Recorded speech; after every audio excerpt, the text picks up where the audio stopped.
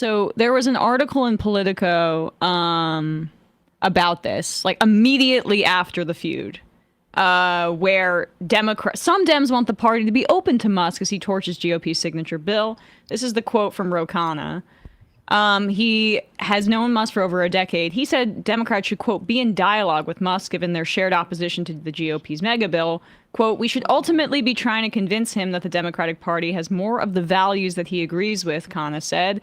A commitment to science funding, a commitment to clean technology, a commitment to seeing international students like him. Also quoted in that article was Richie Torres saying very similar things. So Ro Khanna took it upon himself. Well, wait a second. Before I want to just analyze this for a moment. Because this is such garbage. Yeah. First off, is Elon Musk a genius or not? Because a genius could know what the different positions are of the party. He doesn't need to be instructed. You don't need. Yeah. What Khanna is saying there is not that trying to convince him the Democratic Party has more of the values he's agree with. Like how, just compare the fact. Like where did he get all the Tesla? Where did he get all this funding from? Where did he get the EV stuff? Where did the IRA happen? Obama didn't do enough for him. Yeah, he knows. Except for Musk may have an agenda that maybe Khanna knows about or doesn't know about. I mean, he's known it for 10 years. That agenda, there was an agenda in which Musk had that made him ally with Donald Trump, despite the fact that the Democrats had done this. That's the part like where, wait a second, everybody should stand back and say like, maybe the question isn't, is Elon Musk too stupid to know who gave him all the subsidies? Maybe the question is, what is it that Elon Musk wants from the Democratic Party to be supportive of them? And what hasn't he gotten? And I suspect Ro Khanna is also smart enough to know what that is. Now, I don't know what it is. I have, ideas. Great replacement theory, maybe? I mean, that seems, he seems to want that. It could be also just sort of like, don't be so anti-oligarchic. Don't be, coming down on, I don't want the FTC sniffing around. I don't want there to be a Consumer Financial Protection Bureau. I want to be able to set up my own payment system and become essentially my own sort of economy. I mean, those are the things that he wants. And he knew he couldn't get them from the Democratic Party before. Maybe now Ro Khanna is saying, like, we should get it from there. And that is what's insane is this is why we're in this exact situation, because the Democrats took it upon themselves to help subsidize this industry as opposed to taxing the rich and not saying like, hey, we should give all these Silicon Valley billionaires whatever they want. So Khanna says this, then responds with this, like, if Biden had a big supporter criticize him, Trump would have hugged him the next day. When we refused to meet with Robert Kennedy Jr., Trump embraced him and won. We could be the party of sanctimonious lectures or the party of FDR that knows how to win and build a progressive majority. And I just responded with the Nazi salute, just this image here. And Kyle Kalinske has a good point above it, too, where he just says, like, can I see Kyle's response really quick? Yeah, like, Musk illegally cut pediatric cancer research as well as hundreds of other things. He's a criminal. He should be in jail, and you should be calling for that. And that's the thing is like, the people don't think that the Democrats have strong leaders. Such a low approval rating. People don't know what the Democrats stand for. They think they stand for weakness.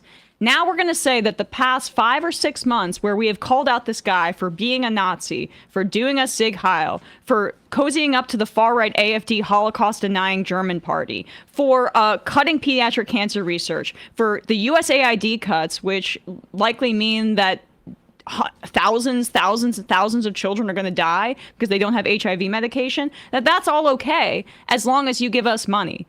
That is what Ro Khanna is saying. And that is why the Democrats continue to lose. And I want to add one more thing, too, here. And then, sorry, Digby, we'll let you weigh in on this. But Kevin Cruz had a response to, which I didn't realize at the time was a response to Emma's tweet. And Cruz made the point after Khanna cites FDR. In 1936, FDR closed out his re-election campaign by bragging to a massive crowd at Madison Square Garden that organized money hated him, and I welcome their hatred. He took 60% of the vote in a 523-8 electoral college landslide. FDR knew that having the right enemies could be a useful thing. Where'd I hear that quote before? Well, yeah, we happen to play it on the show, but the opening of the show. But that's the point that Kana, and I would imagine there's also a large contingency. We just, this is the one out there sort of promoting this because he has this personal relationship, I think, with Elon Musk, frankly. And financial one with David Sachs, which continues to this day. But the idea that like we should have negotiated with RFK on what exactly, and the idea that going after organized money, going after oligarchs, going after is a bad idea as an electoral strategy is bull. It is bull. It is bull. There has never been a better time to do that than right now. I mean, but they're not doing it. We've got Democrats in the Senate voting for this crypto bill to make, stable coin legal and use it as an alternative form of, legal tender, legally do that. This is insane stuff that they're doing. And it's all because they're chasing the money. It's obvious. It can't be any more obvious. If you ever thought before that maybe people were being a little bit too suspicious by thinking that the Democrats were chasing money because they're really good guys who care about unions and blah, blah, blah. I think you have to, right now, there's no excusing it. We've got these billionaires out there. This whole crypto scheme is beyond belief that they're actually doing this, that the president of the United States is making billions from this stuff while he's in office and his kids are running around running businesses to do that. And yet, for whatever reason, just this week, there was a meeting among centrist Democrats in D.C. Talking about how we really need to, we need to moderate and we've got to be a little bit more. So we've got to figure out how to win by going for that moderate vote. And, when you recite that quote by FDR, that was in the middle of the Great Depression. I mean, things were really bad. And, and anybody else might have said, hey, maybe we need to, back off on some of our plans and whatever, because Roosevelt was out there throwing everything he had at it and failing a good part of the time, but succeeding a good part of the time. And he didn't back off a bit. And he won with 60% of the vote. And, which also shows that there's always 40% of, dipshits out there who, are going to vote for the other side. But the fact is that this is the time for this argument. There's never been a better time for it. Yep. Now it's here. People are showing up to those rallies with AOC and Bernie in vast numbers. There's an appetite for it, and it's not just among the far left. I really think that is an absolute illusion. If you saw anything in the last election, there were many reasons why the Democrats lost. It was a squeaker, but they did lose it, and they lost it legitimately. It was around economics. Was the thing that brought the great middle to Donald Trump. For whatever reason, they were just unable to grasp that, things were getting better. It didn't feel that way. I suggest that it's also this tremendous kind of sense that things have gone off the rails economically because of all this money. We've never had billionaires before, and now there are dozens of them. I mean, it's not just one or two. And look at the amount of money that a guy like Elon Musk has, or Jeff Bezos, or any of these, super rich people. And I think there's a clear sense out there that there's something really, really, wrong, fundamentally wrong with this. And the Democrats, it's an opportunity. I'm sorry, this is an opportunity for them to make this case that they've been wanting to make many have been wanting to make for a long time.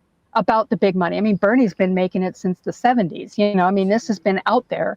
But there have been a group, and it's not socialism. It's not, there's no ideology in it beyond the sense that you cannot allow this much money to be in the hands of this few people. It never works out. It's going to be a bad end for us if we do it. And this little feud between the two billionaires that we saw yesterday, having a little boyfriend spat, in public, that tells you everything you need to know about how wrong this is, that there's something, come on, any adult who looks at that and says, oh yeah, that's good. These two are the most powerful people in the world. Excellent. Wonderful. Things are going great. So I really hope the Democrats wise up on this.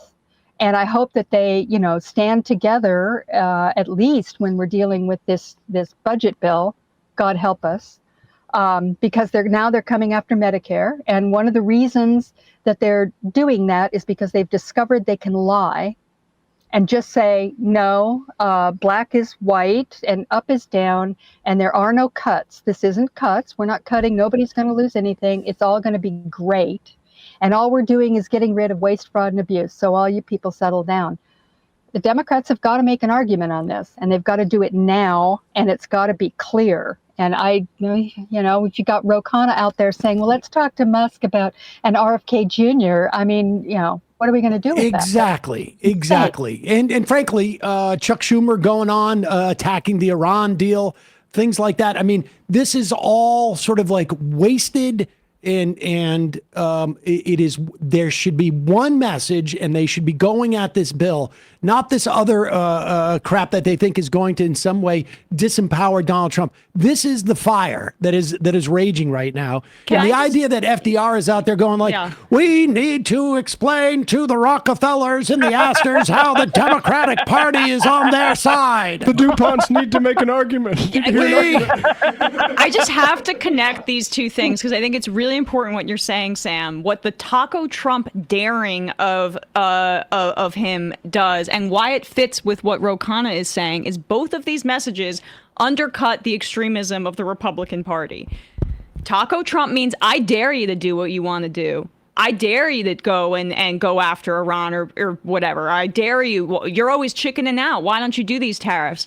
So what does that mean if he doesn't chicken out? It means, you're just saying he should just do what he wants, and there aren't going to be consequences for it? Aren't we supposed to be talking about how there's real consequences for what Trump is doing? And then this also undercuts the extremism of Elon Musk and the Doge cuts and everything that he did prior to this. Why is this, from Khanna, who likes to brand himself as a populist, all the way to Chuck Schumer, why is this the impulse for 90% of Democrats to make it so that we are not highlighting the extremism of the actions and the consequences of the actions? I wish I could tell you, but I'll tell you one thing. This week, watching that, the reports of that little meeting that they all had, that the centrist Democrats had, where they were plotting on how to do it. I've been around a long time, and we did this already. It was called the Democratic Leadership Council. Yes. And after the Democrats lost 3 elections in a row back in the 1980s, and Ronald Reagan won in landslides, and the Republicans were on a roll, they decided that they needed to do something. And what did they do? Exactly this. And it was devastating for the party, which lost the Congress for the first time since, the 50s, I guess. Yep. And of course, they got Bill Clinton, who came in, and he won only a plurality. The era of big government is over. Is over, and that's when this whole thing started to slide. So the Democrats, we've done this before. It's like I'm going, no, learn lessons from the past. We didn't lose in a landslide. This was Donald Trump is no Ronald Reagan. He hasn't even got half the country with him. And he is not that popular. This whole thing is not this MAGA movement is not a popular movement. And don't, overreact here, but is what's been happening since November. They've been overreacting. This is what I have come to believe, that this is not a question of learn from the past Democrats. When we see these people assemble for the new DLC or with Third Way or whatever we want to call it, whatever their abundance, their a blunderance movement or whatever it is, this is not people not learning a lesson on how to make the Democratic Party successful. This is a faction within the Democratic Party that is trying and fighting to take it over. There is no, I think I know that in the context of our, we have these conversations for the past 20 years. There was a sense of these people are never going to learn, but no, they know already. They know already, and they're just, to the extent that we perceive them being ignorant of history and misreading history, that is our failure. That is our failure to realize they are fighting a fight. And they may deny it. Sometimes they don't, but they are fighting a fight. We need to fight a fight. We need to realize this is not, there's no learning a lesson. Regardless of Hillary Clinton loses, there's no lesson to be, there's nobody learning a lesson. It's which entity within the Democratic Party or without it or whatnot is going to influence the direction of that party. It is a fight.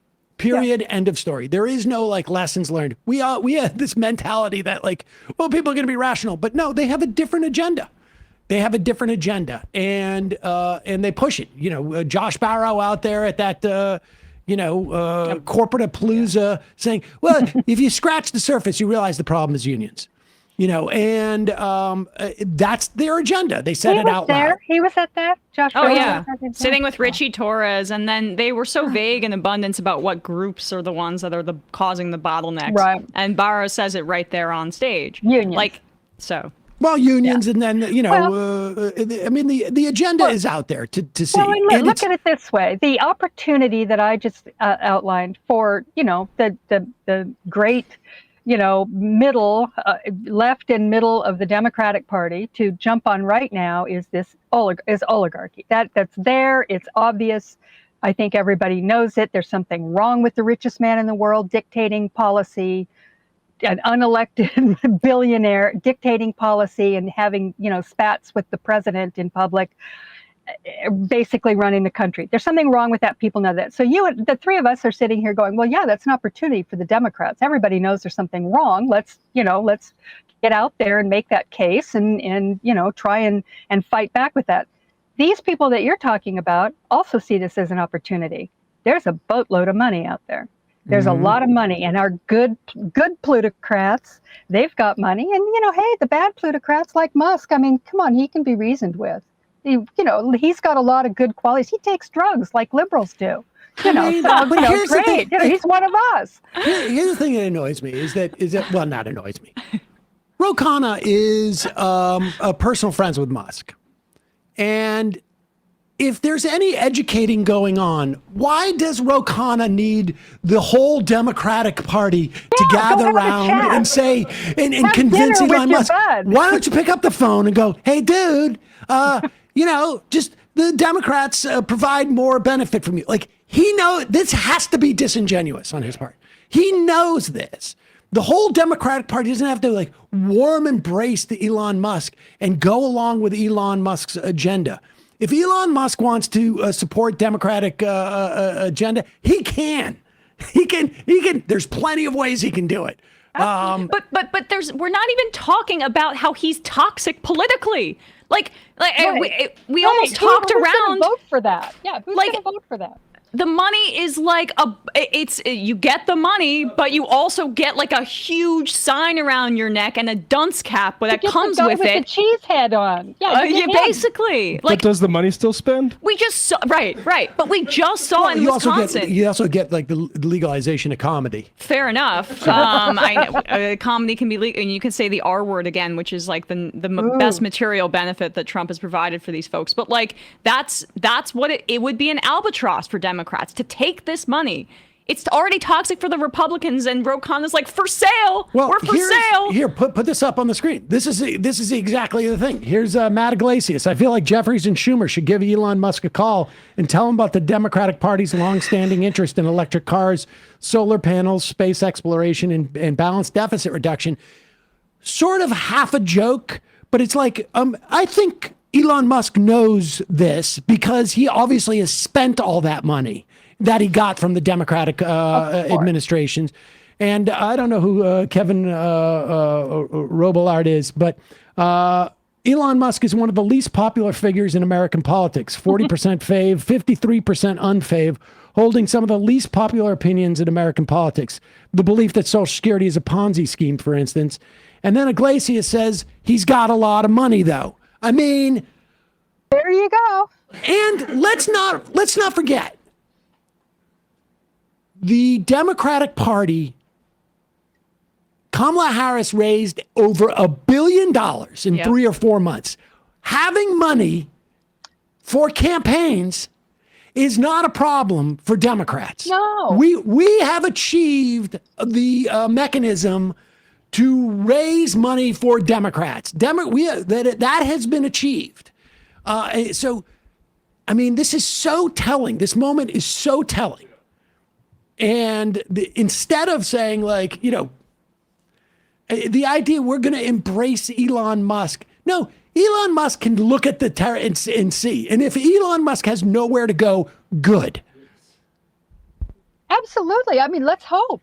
Let's hope Elon decides that he needs to go and concentrate on his businesses and stays out of politics altogether. That would be the perfect outcome for this whole thing. Unfortunately, I don't think that's going to happen because he's got a huge ego and thinks that, you know, he's going to save the world or take us all to Mars or whatever other crazy scheme he's got in mind.